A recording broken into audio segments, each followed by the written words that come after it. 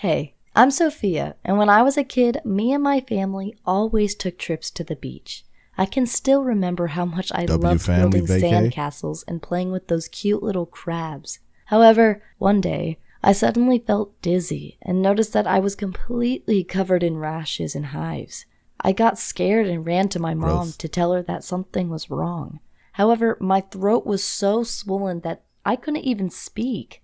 My parents saw that I was suffocating and rushed me to the hospital. Luckily, the doctors were able to save my life. But a few hours later, I got diagnosed with solar urticaria, or sun allergy. It means that whenever UV light rays hit my skin, I get rashes that burn like fire. To make things worse, my sun allergy is so extreme that I can't leave the house unless it's nighttime, or unless I'm wearing a big sweatshirt that covers all of my skin.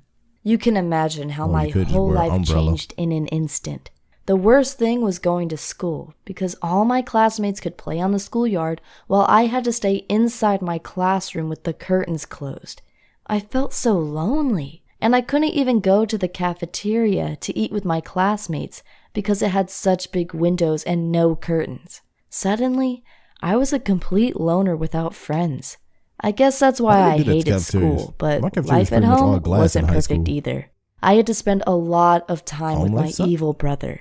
We hated each other, and he always told me that my sun allergy was ruining our family because we couldn't go camping or go to the beach anymore. I also had nightmares where I tried to run away from the sun, but it would follow me into our basement. Once the sun rays hit me, rashes would form on my arms with blue slime coming out of them, and then I would slowly melt like a snowman on a beach. But most of the time I spent laying in bed crying and wondering if any guy would ever be willing to date a misfit like me. I was about to give up on life, but then my brother had his 13th birthday. My parents asked him if he had any wishes, and he said his only wish was to go back to the beach. My parents got mad at him and told him to be considerate of my sun allergy and to stop talking about the beach. But he started crying, pointed at me, and said I was an evil vampire that was scared of the sun and tried to suck the blood out of our family. I remember feeling so terrible afterwards that I went to my mom and asked if she could bring me to a foster home because I didn't want to be a burden to our family anymore. Luckily, I have the greatest mom in the world, and she said that she would never ever leave me because she just loves me too much. I guess that's exactly what I needed to hear. Because the next day, I decided once and for all to stop being a victim of my sun allergy and to finally take control of my life again.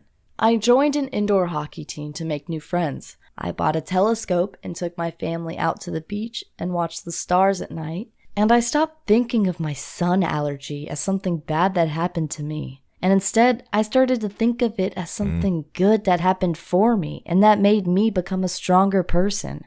Now I'm in college, and people here are much more understanding. Some even think it's cool that I have a sun allergy. And there was one cute guy who approached me and said he always wanted to date a good-looking vampire like me.